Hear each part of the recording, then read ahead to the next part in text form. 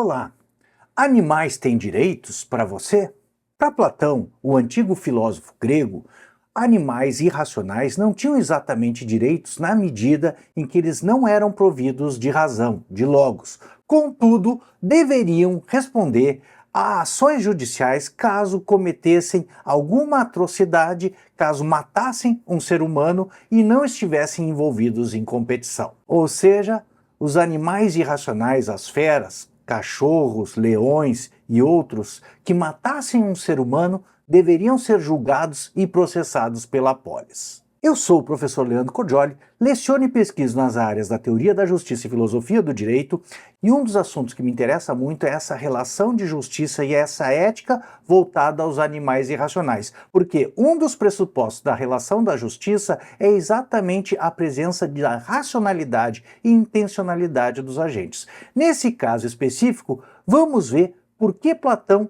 considera que se um animal irracional, um leão ou um cachorro, por exemplo, ataca e mata um ser humano, ele deveria ser julgado pela cidade, condenado à morte e depois ter o seu corpo atirado para fora dos limites da cidade. Será que para Platão animais irracionais teriam deveres e não direitos? Não esqueça de se inscrever no canal e ativar o sininho para saber muito mais a respeito das teorias da justiça, do direito, da lei natural e muitos outros. Sem mais demoras, vamos ver o que Platão fala em As Leis a respeito dessa questão dos crimes cometidos por animais irracionais. Bom, um primeiro ponto, antes mesmo da gente ver esse trecho em que ele vai falar dos animais irracionais e das causas fortuitas ou naturais de danos e de morte dos seres humanos, a gente deve lembrar que Platão escrevia, e esse é o caso, em forma de diálogo. Então, o Platão ele não dá uma resposta direta, mas aqui é um interlocutor apresentando alguns argumentos e o que deveria ser feito numa cidade justa caso algum animal irracional matasse um ser humano. Segundo ponto é que, diferentemente dos outros diálogos platônicos, esse diálogo Leis é um diálogo já da sua maturidade, escrito depois da República. Então, enquanto na República Platão propõe um estado ideal, não factível, mas assim, o que a gente poderia chamar hoje, depois de Thomas More, de uma utopia, ou mesmo de um estado platônico, aqui em Leis, Platão vai propor um estado que seja factível. Ele mesmo deixa muito claro isso ao longo da sua obra. E para ele, para que essa cidade fosse justa, essa comunidade política fosse justa, ela deveria ter algumas leis, inclusive punindo o homicídio. Caso um ser humano fosse morto por um animal irracional, ainda assim, nesse caso, esse animal deveria ser julgado e deveria ser condenado à morte e ter o seu corpo expulso das fronteiras da cidade. Então, um primeiro ponto é que aqui, diferentemente da República, não estamos falando de algo não realizável, mas de algo factível em termos de justiça, segundo Platão. Segundo, normalmente Platão, só por curiosidade, devo dizer, usa Sócrates como um dos principais personagens dos seus diálogos. Nesse diálogo específico, Sócrates não figura como um dos personagens. E quem vai falar aqui é o ateniense. Então ele simplesmente denomina esse personagem que está falando aqui de uma forma geral como ateniense. E o ateniense vai expor o que ele considera justo como regras para punir animais que cometam crimes contra a vida de seres humanos. Diz o ateniense na linha 873e da obra Leis de Platão. E na eventualidade de um animal, fera ou outro predador matar alguém, com exceção de tal acontecer em certame público em que os animais concorrem para obter o prêmio, o parente mais próximo da vítima deverá perseguir judicialmente o autor do crime. Quando ele fala em autor do crime, aqui ele está falando do animal que matou, o ser humano. O processo será instaurado pelos agrônomos justamente escolhidos pelos parentes. O animal dado como culpado será executado e, posteriormente, o cadáver deverá ser lançado para fora da fronteira do território da cidade. Primeiro a gente deve destacar duas situações aqui que o ateniense separa. Numa, o animal irracional deve ser submetido a julgamento e, se considerado culpado, deve ser executado, e na outra, uma situação em que mesmo um animal irracional tendo matado um ser humano, neste caso ele não deve ser condenado a nenhuma pena. que é o caso do animal estar concorrendo a um certame público, estar numa competição, estar numa disputa, por exemplo, numa corrida de cavalos em que o cavalo acidentalmente mata o ser humano, ou mesmo na prática de algum esporte em que acidentalmente o animal mata um ser humano. Nessa situação em que o animal está nesse certame público, está nessa atividade em que envolve algum risco para a vida do ser humano, nesse caso específico ele não deve ser submetido a julgamento. Porém, de outro lado, se é uma fera selvagem ou um animal doméstico que acaba por matar um ser humano, nesse caso ele deve ser submetido a julgamento. Vale também esclarecer que muitas vezes quando a gente usa a palavra culpa, julgamento, direitos, deveres, aqui nessa circunstância específica, a gente está usando muitas vezes essas palavras de modo analógico, porque a gente não está falando propriamente em direitos e deveres e responsabilidade moral. Na medida que esse animal irracional, um cachorro, um leão ou um cavalo, por exemplo, eles não possuem logos, segundo Platão, isso é, racionalidade ou palavra, e eles não têm essa intencionalidade em sentido próprio que o ser humano tem. Logo, eles não podem praticar por si mesmos, com sua intencionalidade, essa ação de privar o ser humano da sua vida. Mas ainda assim, não tanto pela responsabilidade moral daquele animal irracional que praticou, mas em razão do fato propriamente dito da vida da pessoa ter sido suprimida e dessa pessoa ter familiares e dessa vida humana importar tanto para os familiares quanto para a cidade e mesmo para os deuses, é necessário, segundo Platão, que a justiça da cidade tome algumas providências. Então, há uma certa mistura entre o jurídico, o político e também o religioso aqui, porque quando um sangue de um ser humano ou de um cidadão é derramado nas fronteiras da cidade, há o que a gente poderia chamar de uma poluição, de um miasma, ou seja, há uma desordem causada por aquela morte em que afeta tanto a família do morto quanto a comunidade e os próprios deuses. É necessário que essa ordem seja restaurada. Logo, esse julgamento em que pese ser realizado por agrônomos indicados pela cidade, condenando ou absolvendo o animal de ter matado ou não aquela pessoa que faleceu, ele não se confunde com um julgamento da justiça propriamente moral, como nós contemporâneos visualizamos a justiça. Na verdade, aqui trata-se de restaurar a ordem molestada, ou seja, aquilo que é sagrado à vida humana do cidadão, e o sangue derrubado na cidade acaba causando um ato de impiedade que deve ser trazido de volta à piedade pelo derramamento do sangue da fera que tirou a vida desse cidadão. Com isso, mistura-se aqui um pouco um âmbito político e um âmbito religioso, ou seja, um âmbito político da cidade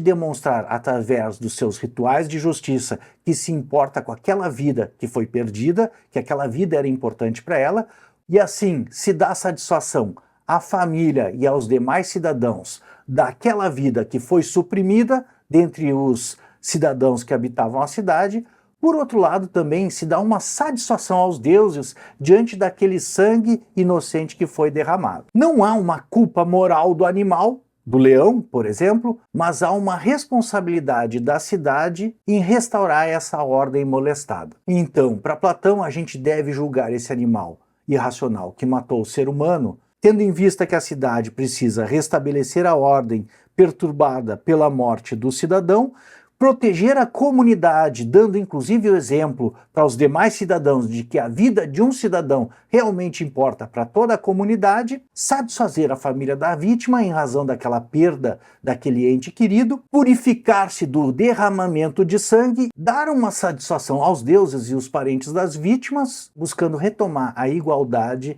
e a ordem que preservavam a cidade antes daquele assassinato. Então, para Platão, um animal irracional, um leão, por exemplo, vai ser julgado e condenado à morte e ao ostracismo, a ser jogado, a ter o seu corpo jogado fora dos âmbitos da cidade, se tiver matado um ser humano, porque Ao matar o ser humano, ele causou uma desordem política em termos da família e da própria comunidade política que se vê afetada e privada do seu membro, mas também ofendeu aos deuses ao privar aquele ser humano da sua vida. Logo, assim como na justiça, aqui a gente pode falar muito mais em um julgamento que relaciona o sagrado e o profano, e o derramamento do sangue de um cidadão ateniense em solo ateniense é um ato de profanação daquele solo, logo a ordem deve ser restabelecida. Assim, não é tanto um ato de justiça, mas exatamente um espaço de entrelaçamento entre o sagrado e o profano, o piedoso e o impiedoso, ou o justo e o injusto. Um ato de justiça exige necessariamente, para que seja um ato de injustiça, a intencionalidade do agente e a racionalidade, portanto, a presença de logos do agente. Então é um ato que exige as virtudes do agente ou os vícios, e agindo viciosamente contra a virtude da justiça, o ser humano pratica um ato de injustiça. Diferentemente nesse caso, que se trata mais do sagrado e do profano, o mero ato, mesmo sem responsabilidade moral, mesmo sem intencionalidade e logo sem a capacidade de compreender o errado, o injusto daquilo que praticou, ainda assim merece ser, talvez, analogicamente poderíamos dizer punido, mas a palavra aqui não seria tanto a punição, mas a retificação daquela ordem que foi transgredida. Então, fora de competições, o animal irracional que mataram um ser humano, ele deve ser levado a julgamento perante os oficiais e deve ser condenado à morte, e depois disso o seu corpo deve ser lançado para fora das fronteiras da cidade grega. Diferentemente de quando um cidadão mata outro cidadão, essa formalidade, esse procedimento, ele não tem tanto um caráter de justiça, como eu havia falado, ou justiça procedimental, ou os procedimentos judiciários, mas um caráter catártico, um caráter de curar a poluição, o miasma que havia sido causado pelo derramamento do sangue do cidadão no solo ateniense. Esses são elementos que Platão herda do direito arcaico grego, tanto em Drácon quanto em Homero, em que o sangue derramado contamina, faz esse miasma, toda a comunidade. Por exemplo, é o caso da Antígona de Sófocles, em que Sófocles explora essa mesma poluência, esse mesmo miasma, essa mesma desordem causada pelo derramamento do sangue do filho ou do pai, no caso do Édipo rei, ou no caso dos irmãos, da sobrinha, do filho e da esposa, no caso de Antígona, que deve ser restaurado a ordem a fim de purificar e sacralizar aquele ato de impiedade que ofendeu os deuses. Então o sangue que é derramado acaba contaminando toda a cidade, e algo precisa ser expulso e separado para que a polis, a cidade grega, volte à sua ordem, seja igualada novamente à situação anterior, onde aquele sangue não havia sido derramado. Além do que, a morte não pode ficar sem julgamento, mesmo que o autor não seja um agente moral. A falta de julgamento, segundo Platão, afetaria a nossa relação para com os deuses, afetaria os deuses, seria um ato de impiedade, eles exigiriam aquela ordem. Se você vê, por exemplo, o começo de Édipo rei, em que Édipo se socorre de Tirésias e pergunta o que está havendo na cidade, se eu faço tudo certo, e sempre dá um problema, e Tirésias diz: há uma morte que não foi punida aqui em Tebas, devemos fazer a purificação desse ato de profanação, desse ato impiedoso. Então, da mesma forma aqui, em que pese não ser um agente moral, derrubar o sangue de um cidadão ateniense no solo ateniense é um ato de impiedade, mesmo se praticado por animais irracionais. E por que Platão pensava que a gente julgar mesmo alguém ou uma criatura, como no caso de um animal irracional que não delibera, não tem finalidades próprias, não é um ser, como chamaríamos nós modernos depois de Kant, autônomo, capaz de dar-se a si mesmo a lei da razão, por que a gente deveria julgar esse animal irracional? O primeiro ponto é que a morte injusta ou a morte que não tem um motivo razoável deve ser reconhecida publicamente como algo indesejável pela cidade, já que a vítima e a sua família não podem ser abandonadas à sua própria dor,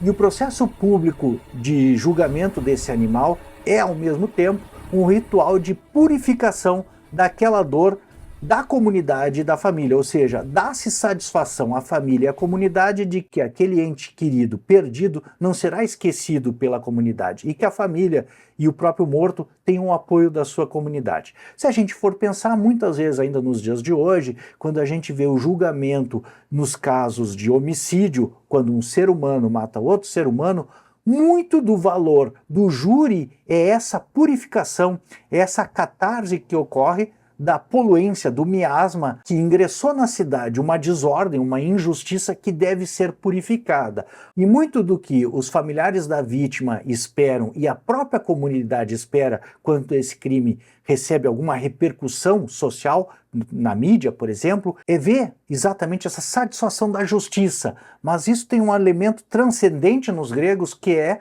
esse crime também ofende aos deuses. Logo, essa desigualdade, essa desordem ingressada na cidade pelo homicídio da pessoa, pela morte de um ente querido, deve ser purificada e o próprio processo de julgamento é uma cerimônia quase religiosa de purificação do homicídio. A família deve ser reconhecida em sua dor e a própria comunidade. E o processo de julgamento, seja de um ser humano que matou outro, ou seja, de um animal que matou outro ser humano, segundo Platão, na Grécia Antiga, é uma modalidade, é uma forma de mostrar que a comunidade realmente se importa com aquele ente perdido. Por outro lado, a cidade deve expulsar o corpo do animal de suas fronteiras a fim de afastar a causa de perigo dos demais cidadãos. Também, como o ato do animal acaba causando esse caos e deve se voltar à ordem anterior, não deve-se praticar atos de impiedade, devemos agir piedosamente, é um ato de piedade, porque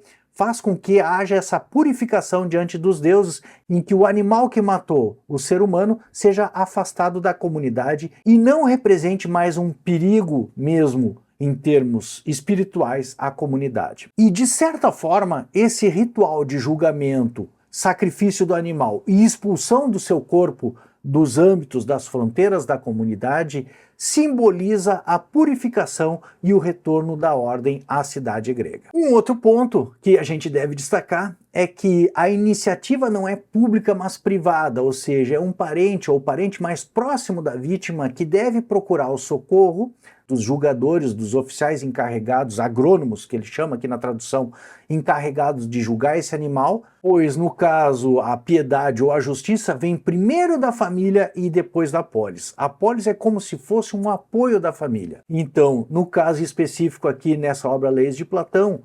esse parente mais próximo tanto busca a justiça quanto participa do julgamento e também participa da execução da pena. E por que essa situação importa para nós nos dias atuais, comparativamente falando? Primeiro, porque essa distinção deixa claro a questão da responsabilidade moral que o animal irracional não tem, mas ainda assim uma responsabilidade jurídica ou uma responsabilidade perante os deuses. Por outro lado, muitos hoje em dia defendem que os animais são sujeitos de direitos, mas estes defensores dos direitos dos animais defenderiam que eles também são sujeitos de deveres? Ou seja, será que animais só têm direitos ou também têm deveres?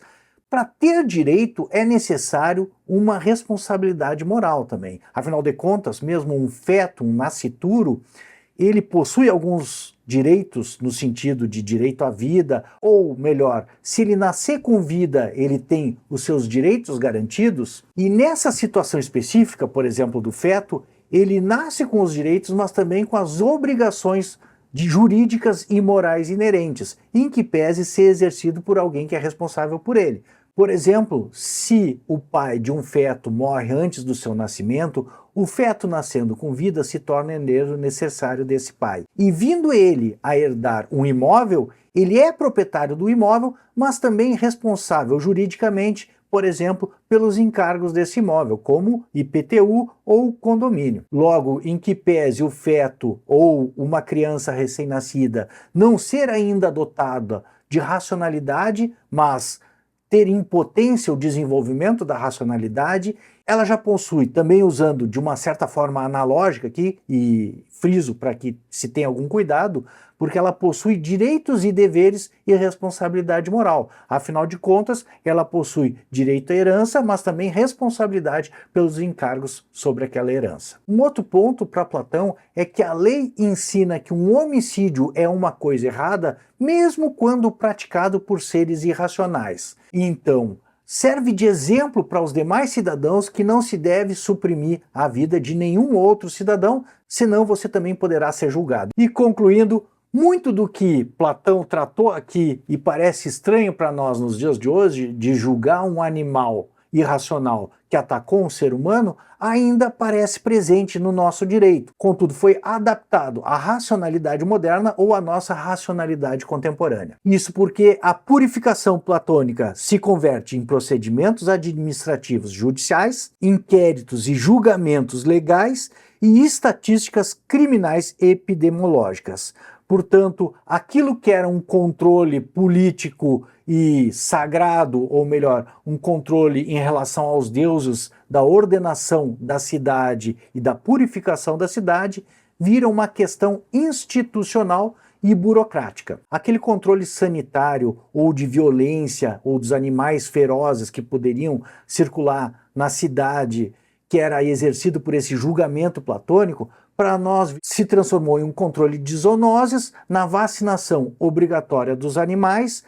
muitas vezes no sacrifício dos animais violentos, como no caso de ursos, por exemplo, que atacam e matam seres humanos, a remoção dos animais considerados agressivos, a fim de prevenir que eles ataquem outras pessoas, protocolos administrativos e leis que regulam a circulação e a tutela desses animais perigosos, por exemplo, pitbulls, que devem andar sempre com guia e focinheira. E evidentemente hoje nós substituímos esse julgamento, o sacrifício e a expulsão do corpo do animal para fora dos territórios da cidade, muito mais pela sua captura, avaliação comportamental, castração, programas de adoção, no caso dos animais pets, né, no caso dos animais domésticos. Aliás, agora mesmo houve o caso infeliz de um rapaz que ingressou na jaula de uma leoa, que foi atacado e morto por essa leoa. Evidentemente que a responsabilidade moral ali é muito complexa, porque o próprio agente ele tinha alguma deficiência mental e a leoa não tinha nenhuma responsabilidade moral e no caso agiu instintivamente. Então, nesse caso específico, a leoa não foi sacrificada, mas foi colocada sob observação tanto por causa da sua saúde, em razão de ter passado por uma situação estressante, quanto para ver qual o comportamento ela passará a adotar a partir de então. E finalmente, hoje em dia, nós buscamos responsabilizar o agente moral, isso é, o tutor ou o proprietário daquele animal que atacou, ou mesmo no caso dos animais selvagens, o próprio Estado, que deve tomar as respectivas providências para evitar que esses ataques ocorram, como por exemplo a situação de muitos tigres que circulam em áreas urbanas, que devem ser capturados e depois reintroduzidos na natureza pelo Estado, ou como no caso dos pitbulls que atacam e matam pessoas inocentes. Sendo que nessa situação, aqui no Rio Grande do Sul, inclusive já houve oportunidades em que a proprietária dos animais foi indiciada e acredito que denunciada, não sei como é que está a situação atual do processo, por homicídio por dolo eventual, tendo em vista que assumiu o risco de colocar em perigo a vida de outros cidadãos, inclusive de seus vizinhos, porque transitava com 2 pitbulls sem focinheira e não tinha condição de controlar esses animais, mesmo sabendo que eles são riscos eminentes aos demais cidadãos. Então, hoje não processamos mais os animais, mas processamos juridicamente, seja criminalmente ou civilmente, os donos que se omitiram na sua responsabilidade de vigiar e de cuidar esses animais. E com isso, eu concluo esse vídeo que eu espero que você tenha gostado. Achei uma perspectiva muito interessante e contrastante com a nossa visão atual, enquanto eu lia essa obra do Platão, que é A Lei, né? Então achei que valia a pena compartilhar com vocês e que isso pode agregar muito mais o nosso conhecimento a respeito do que seja justiça, do que seja piedade e impiedade, né? E como isso se relaciona nessa ética animal. Não deixe de compartilhar aqui abaixo se você concorda com o Platão de que animais devem ser julgados pelos crimes que praticam ou de que se você acha que animais irracionais possuem direitos. Ou ainda, se animais irracionais possuem direitos, mas não possuem deveres. Um grande abraço e uma boa semana. São os votos do professor Leandro Cordioli.